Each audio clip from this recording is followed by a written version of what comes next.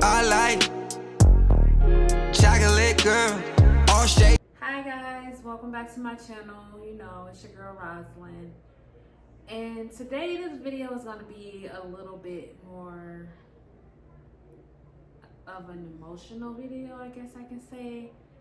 I just feel like it's time for me to call myself out on a lot of things that I never came to grips with, you know, in my personal life. And I guess you could say this is my story on how I became the person that I am today and how it affects me in my everyday life, my relationships, and you know, and just trying to figure out how to heal properly, you know. The last year has been really tough for me. I thought that I was healing until I started dating, and I realized that I still have a lot of work to do on myself. Like, dating opened my mind up to a lot of trauma that I didn't even know that I had and that I needed to deal with and process, you know. So I took the time yesterday at work to write down everything so that I didn't forget stuff, you know. Took me like 3 hours to write this, so you guys are going to keep seeing me look down. I'm going to read something and then I may go into more detail about it, you know. But here we go. Your girl calling herself out, calling myself out, because it's time for me to finally heal. So it took me until I was 28 to figure out why I am the way that I am, why I love the way that I do. It never dawned on me why I love so hard the way that I do. But then it hit me. It was like the fear of loss and abandonment. Now looking back, I realized that at a young age, I lost someone that was really important to me. I was 5 when my great grandmother passed away, but she really made an impact on my life. I remember having flashbacks to her. She would always pinch our butts, and I remember eating pig feet and jello with her. It was something that we did, that was our thing. She was a strong woman, and she was the one everybody looked up to. I remember crying for her at nights, missing her presence. And my mom had to take me for walks just to calm me down. The thing that sticks with me the most is when my mom told me that when it was time to leave her at the cemetery, the first thing I said was, "Mommy, wake Grandma up. We can't leave her here." I never knew that that was going to affect me all the way up until this day. The way that I deal with people and the relationships that I form with people have all been affected by this one life-changing event. I didn't know that I should have healed after something like that. Why is it not a common thing in our community to seek grief counseling for our younger children? Now that I know things like this could happen and catch up with you in your adulthood and to reflect and affect your relationships, I will make sure that my boys always get the help that they need, no matter how small the situation may seem. Like, it's a common thing for like an African American community, for us to lose people and we just continue to move on with life like nothing ever happened. No therapy, no talking about it. We're just expected to just pick up the pieces of our life and just keep going on, not knowing that later on down the line that these type of things can affect the relationships that we have and the personal bonds that we develop with people, you know, like real childhood trauma, you know. The next life-changing event that I had to accept was the loss of my grandma. Even though she had passed away when my mom was 5, I saw how her not being here affected my mom, and in turn it affected me as well. Other people's childhood traumas can, well, I should say, when your parents experience childhood trauma, that trauma can also rub off on you.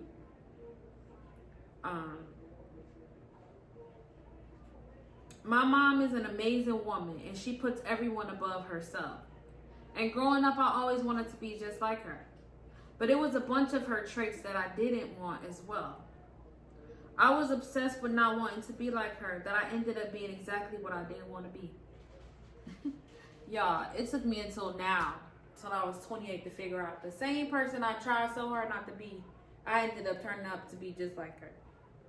And that's, I don't mean that in a bad way. My mom is an amazing woman. She's selfless, charming, like the most amazing person, one of the sweetest people you will meet.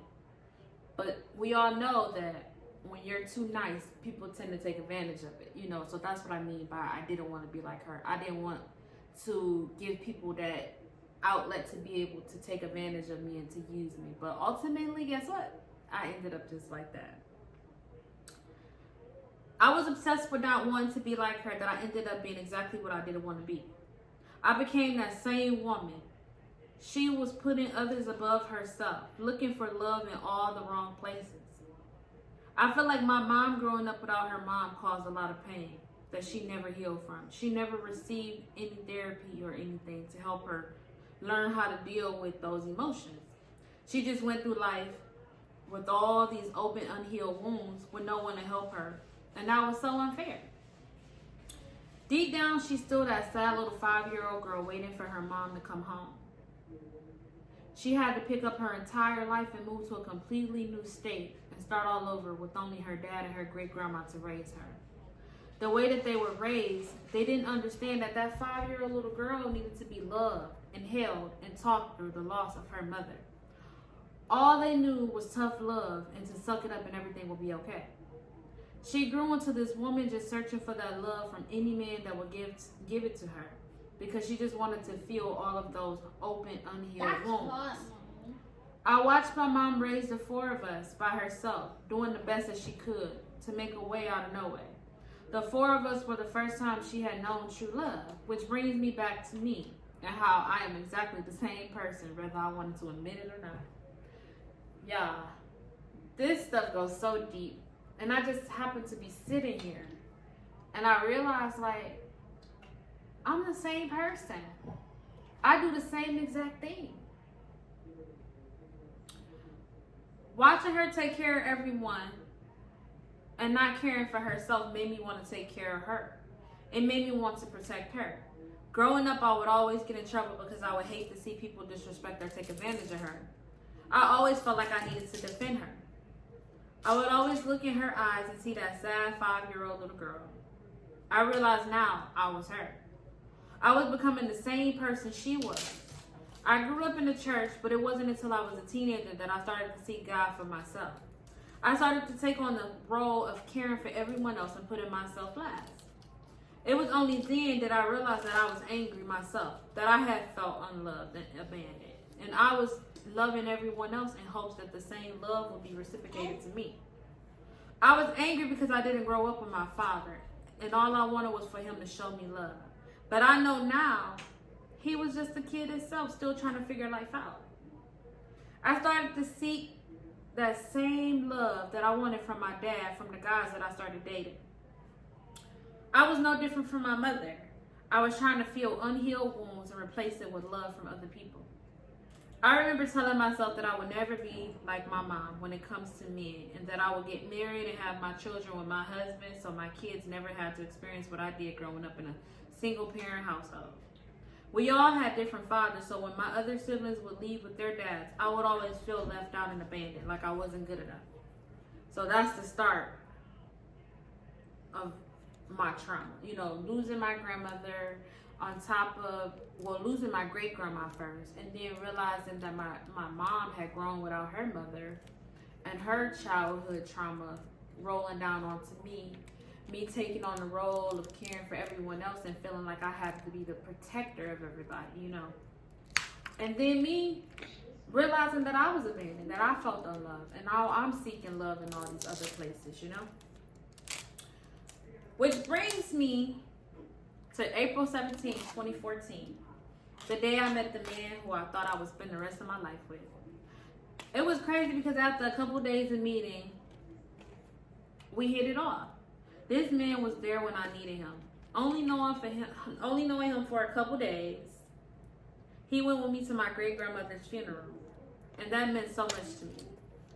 I immediately had the thought in my head that he was the one for me, and that he was going to be the one that I married. Boy, if I knew what I do now, I would have never went about it the way that I did. I had no idea that all of the unhealed childhood trauma would affect things the way that they did. I knew that I was made to be someone's wife one day. And he was such a great guy that I just knew we were perfect for each other, or so I thought. After about 2 years of dating, I started to question where things were going and what the goal of our relationship was. I was ready for marriage, or so I thought. I was so afraid of dying at a young age like my grandma did. She passed at 27, that I was in such a rush to do everything. At that moment, after about 2 years of dating, I started to question where things were going and what the goal of our relationship was. I was ready for marriage, or so I thought. I was so afraid of dying at a young age like my grandma did. She passed at 27, that I was in a rush to do everything. At that moment, he wasn't ready for marriage. We were still teenagers, but I knew what I wanted. And I figured, why wait if we know we want to be with each other? Then I found out I was pregnant. And that changed everything for me. Remember, I didn't want to be like my mom. I wanted to be married and raise my kids in a stable household. I gave him an ultimatum and told him to marry me or I was leaving. I know now that that wasn't the right thing to do. But I didn't know any better back then. He knew that he loved me and he wanted to be with me, but wasn't ready for marriage. But he also didn't want to lose me. Another 2 years go by and I found out I'm pregnant with our second child. Now I'm starting to really feel the pressure of wanting to be married. I was embarrassed when I would take the kids to the doctors and they would ask my marital status. It made me feel that much worse about myself and how I was feeling myself. I was the only person in my household without the same last name. So a couple weeks after having our second son, we finally decided to get married. And I was so happy. My dream of being a wife and mom had finally came true. I was determined to be the perfect wife. I would cook, clean, wash, and fold laundry. I was doing everything I could do to be the perfect wife. But then all that unhealed childhood trauma would come back to bite me in the butt. I didn't trust him. I needed constant reassurance that he was always going to be here and never leave us. The fear of being left and abandoned scared me and made me want to try to control everything because I didn't want to feel like I lost again. I didn't realize the very thing I was doing thinking it would keep him was the very thing driving him into the arms of other women. Trying to get him to open up about his feelings, not giving him space to be a man, complaining about him being on the game. All of those things were pushing him away. After 10 years of being that person and things being toxic, God started to show me signs that it was time to leave. Here I am after 10 years of being with the same person, being sent out into this world where I have to figure out on my own with no one to lean on. I started to fall back into that same cycle of seeking love in all the wrong places. I would meet guys and they would tell me how much of a good woman I was, but then they would leave. Why is that? I never understood until now, which is why I'm sitting here at this very moment telling you guys this story. So this is why I am the way that I am. I meet a guy and I immediately start to show love and affection up front because I want them to see who I am before they have a chance to leave. Thinking that showing them who I am will keep them from leaving me. I now realize that that's what's pushing them away. I come into a situation, giving everything I got, and my love can be so overwhelming that they don't know how to accept it or process it. I feel like they know I'm a good woman, I feel like if they know that I'm a good woman, then they'll stay around. I'm embarrassed to admit it, but I thought buying gifts and giving back rubs and foot massages while making dinner would keep a man around. But all it led to was men taking advantage of everything I was offering, knowing that I wasn't the woman they were looking for. This has been a long journey, but I'm so glad that I am here. I am where I am today because I've grown so much and learned a lot about myself. I thought I was done healing, but I'm clearly just now getting started. I want to thank God for always being here and pushing me to tell my testimony so that I can help other people who may be in the same place as me right now. God, I trust you, and I know that in all things, that nothing but you God, I trust you, and I know it's nothing but you working in my life right now, Lord. So, y'all, that's pretty much it. Like, I had to really sit here and think about how grief and loss and my mom's unhealed trauma trickled down to me and you know, had an effect on the way that I process things and how I form relationships with other people, you know. I spent so many years being this people pleaser, you know, thinking that if I show all this love and affection and attention, people will want to stay around. They won't leave me because I was so afraid to be abandoned. Like my grandmother passing away, I know it wasn't her fault, but when she left, I felt abandoned. So now I'm trying to fill these empty spaces, you know. I'm looking for love anywhere that somebody's willing to give it to me from, you know. And I don't want that for my children, you know. I feel like it's important for us to seek therapy and to heal from our past, you know. I feel like my trauma rubbed off on my ex-husband, you know. I can't take full responsibility because a lot of the stuff he played a part in it too, but I can only own up for what part I played. And I feel like because of me wanting to be married and afraid of dying so young, I felt like I forced a lot of those things on him when he wasn't ready. And then it was unfair of me to expect for him to be this perfect husband at 19, 18 years old, and it wasn't something he wanted in the first place, you know. But we lasted for 10 years. We had some good days, we had some bad days. And I wouldn't change that because that whole entire relationship also helped shape me into who I want to be. It showed me the things that I wanted to do differently as a wife, you know, things that I could do better, things that I could change about myself. It really taught me a lot about myself. And I'm just glad that we're fortunate to have a good co-parenting relationship at this point, you know. And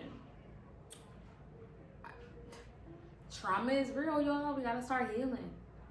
Our trauma could affect other people, you know, and I feel like it's important that we start to do the work on ourselves, you know. I was sitting at work, and what triggered all of this was I was reading Job's chapter 1 and chapter 2. And what stuck with me the most is he said, who am I to accept all the good that God does, but then complain about the bad things that he allows to happen to me, you know? How is it that we could be greedy and take all the good that God has given us, but when it comes and we gotta have trials and tribulations in our life and we have to go through things just to keep our faith strong, we can't handle it. So don't expect to receive the good without being able to handle the bad as well. And that's what I'm learning in this walk, in this journey, you know. This whole process has not been easy at all. But you know what? I try to keep my faith. I keep praying to God, and I know He's gonna see me through it, you know.